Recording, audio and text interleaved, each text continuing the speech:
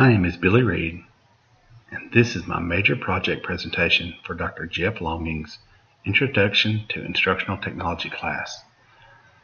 My major project is web blogs. To best understand how to implement blogs into your classroom curriculum, we must first understand what a blog is, what its primary function would be in an educational setting, and how to best integrate blogging throughout your lesson plans. First, let's define exactly what a blog is. Web blogs can be defined as a frequently updated online personal journal or diary, but it can also be defined as a place to share your thoughts and your passions. For classroom purposes, you might say a blog is your own website that can be updated on a continual basis. Basically, it is anything you want it to be.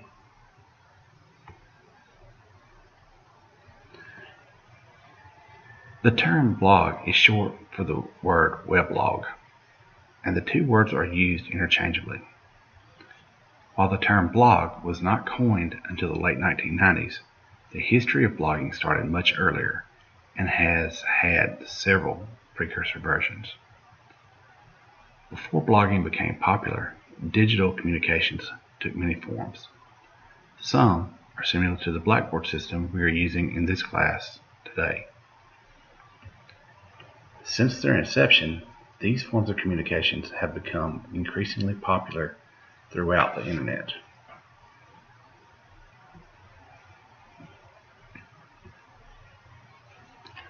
The major components of a blog begin with the home page.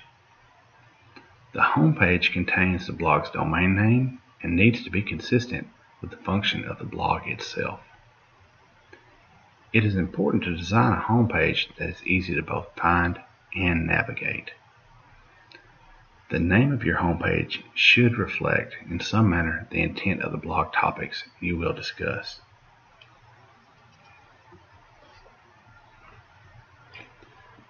Another major component of a blog is the header. The header usually consists of the following: the image, which is a picture that represents your blog. An example is your school mascot. The name of the blog. This blog should be displayed as text and is usually stylized rather than as an image. And the tagline. The tagline is a slogan describing the purpose of the blog. In most sites, the blog's name and tagline are displayed as text. This speeds up the loading time and provides search engine benefits.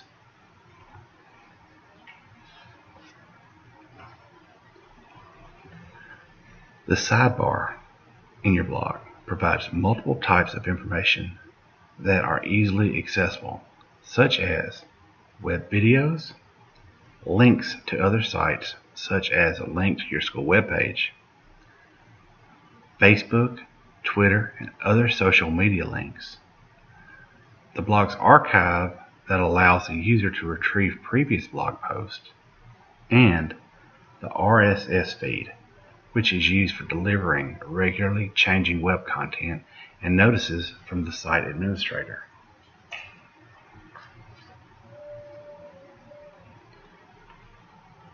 The largest content area of the blog contains the following: blog categories that can be customized for every class, blog pages that can be broken down for each lesson within the curriculum, your blog post that details the particular assignment. It also gives outlines of the material or asks questions that require a response. Responses to the blog post that answer questions and interact with both the teacher and other students to analyze and discuss assignments.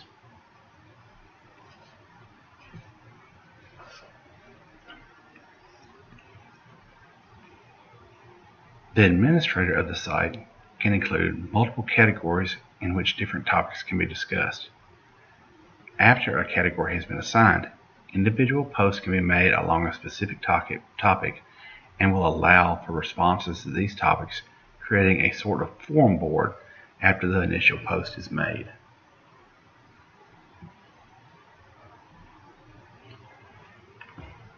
Blogs can be a very useful tool within the classroom.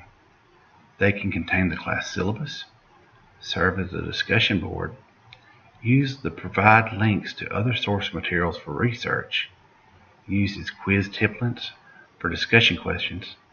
They can also be used as a journal entry board for writing assignments. Here's an example. As an English teacher, I may set up a blog to continue my classroom discussions. I would design my homepage as Woodlawn's Public School English Department. My header would be named Mr. Billy's English Class, with a tagline that said something like Woodlawn Bears English, or my favorite quote from George Orwell, I will work harder. I could post pictures from some of my classrooms.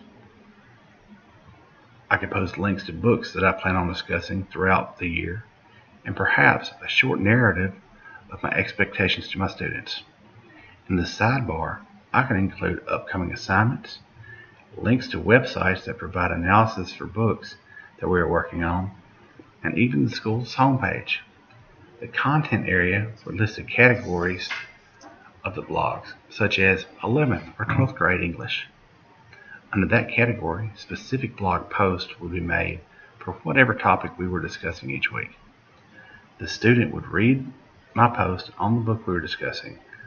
I could post questions about the book or post topics to be discussed, and the students could respond.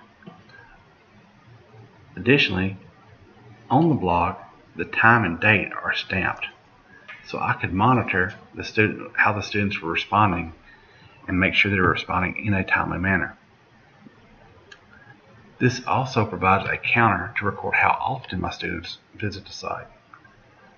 The use of a blog as a teaching tool has many benefits and is becoming more popular throughout our educational system. It is routinely used in upper-level education programs and is becoming more popular in the public schools worldwide. Digital literacy is an integral part or component to Common Core standards.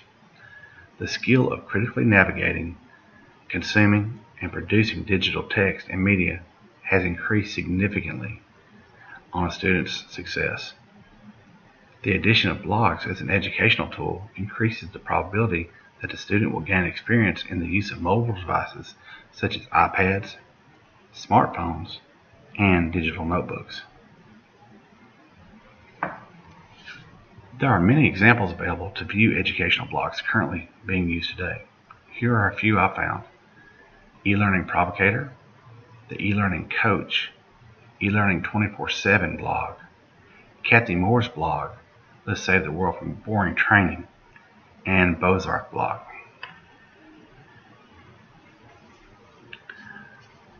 I found two sites that were of particular interest to me. One was by Patricia Brown. Some sites, such as this one, are dedicated solely toward helping her students excel. There are other sites, though, that help both students and the teacher.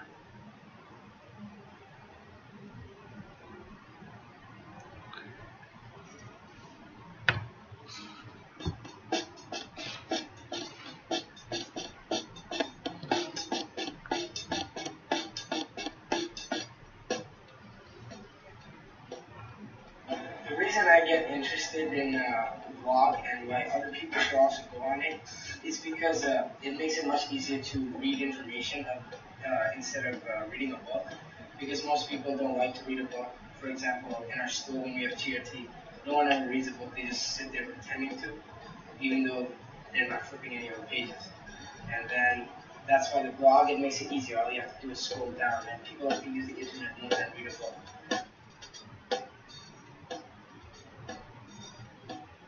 Well, the good thing about blog is that you can post everything, even web links, articles that you like on the blog, and other people can read it through, so that they get the basically same experience as you have, and almost the same feeling that you have. I like using the blog because it's interactive and it explains things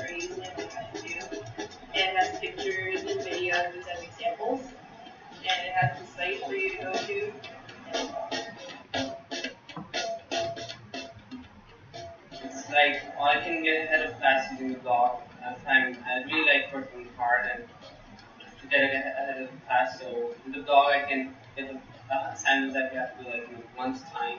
So that's really helpful. I like the blog.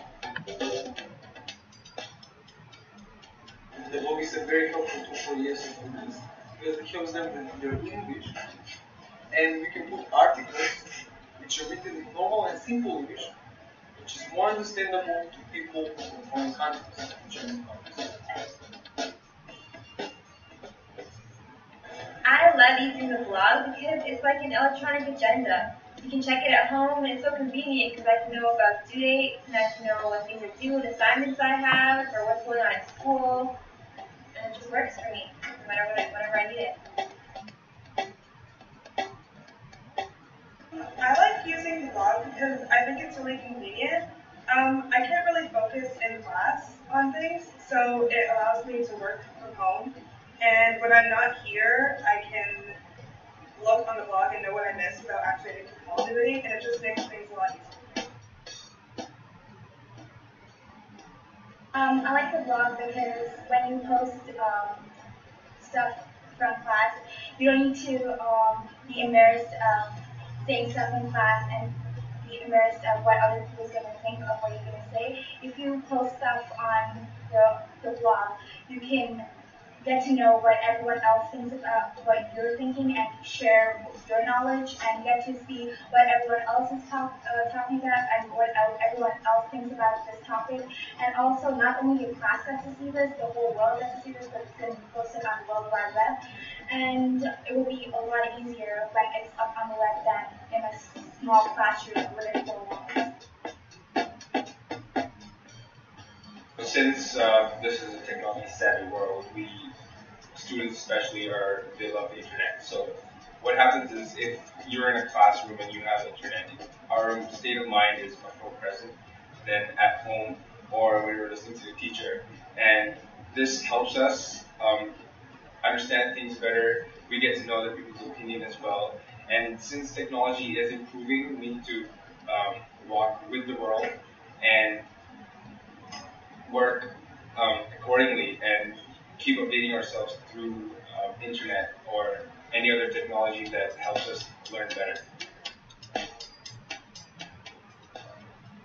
I like using the blog because it's environmentally friendly and we don't have to use like 50 gazillion papers to learn an essay. All we have to do is go on the computer and read about our articles and learn it from there instead of learning it on paper. And also the textbook, we're like textbook free. So everything is done on the computer and it's definitely something for a true underling.